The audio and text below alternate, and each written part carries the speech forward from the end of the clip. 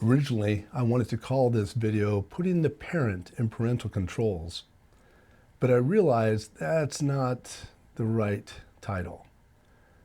If all we do is put the parent into the parental controls, in other words, getting ourselves engaged and understanding where our kids are going, how much time they're spending on their devices, how they're using the technologies that are at their fingertips, then we're only getting half the equation right.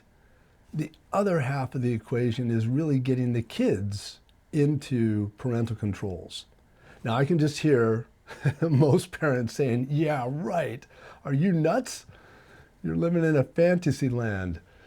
How in the world are we going to get a teen who wants to be gaming as much as humanly possible, who wants to be connecting with friends and scrolling through social media apps as long as possible, who's physiologically built to be very interested in sex? How are we going to get them to want to put any kind of controls in place around their use of technology? I don't have the answers.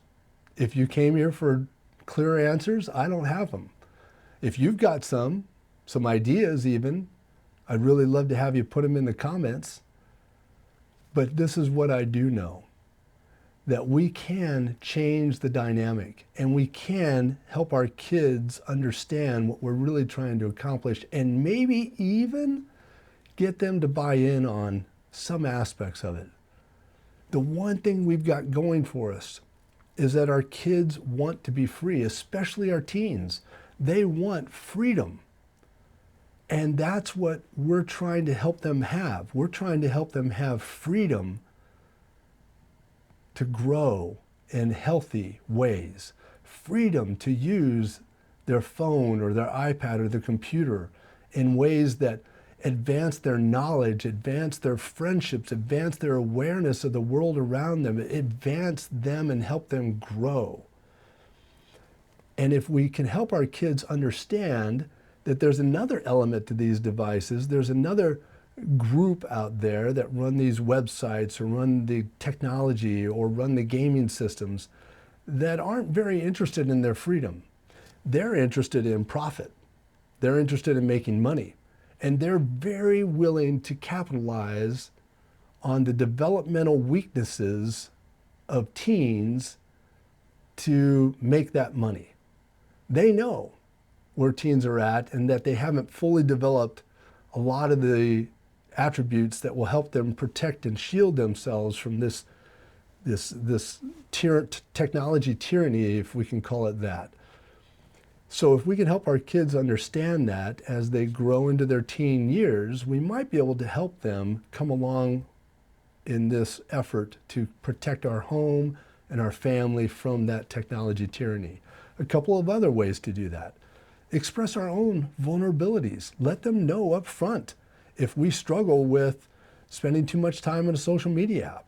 Let them know up front if we find certain images very alluring and they can sometimes draw us into places we don't necessarily want to be. Let them know up front that we too are still working through how to use this stuff, this technology, in ways that are healthy for ourselves.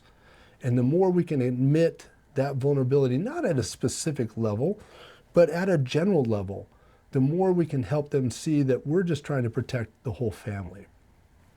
A third way of doing this is when we have check-ins as a family, instead of it being a parental check-in with the child, which feels very much like the child's being called to the principal's office and there's nothing but negative that's going to come of this. I'm going to review your activity for the past week, what websites you went to, how long you were on your devices, why you were using it after hours, and it's only going to be negative.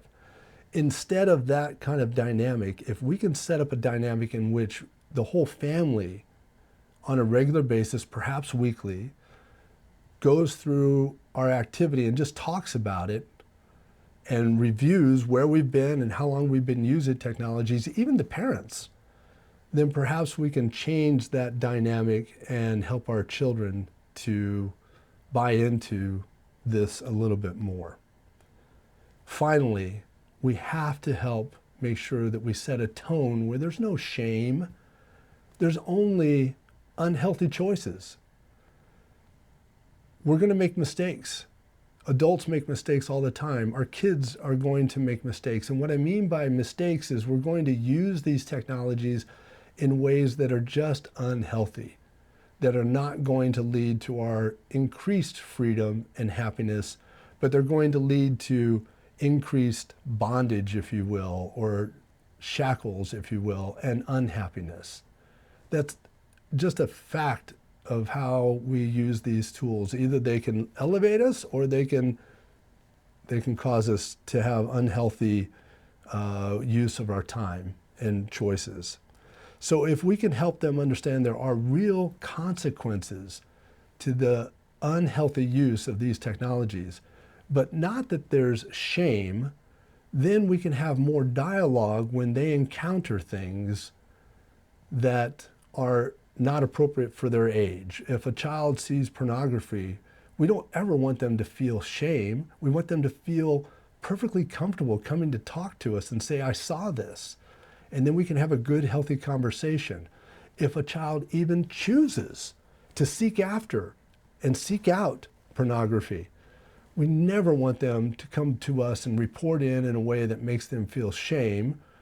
We want them to come and be able to talk to us openly and to express, hey, this is what I'm experiencing. And then we can have a healthy conversation about what the risks are.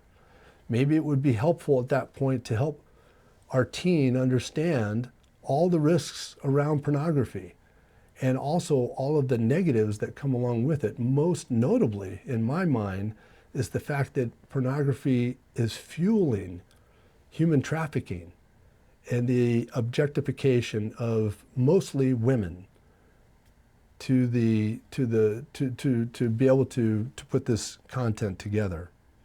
So that's what we're looking for when it comes to putting the family in parental controls. It's parents being engaged, it's kids being engaged, it's a team effort. It's a family effort to be able to use this technology in healthy ways that allows us to grow up, but not to get shackled in using these technologies in unhealthy ways that just causes us to shrink into a lonely, unhappy existence.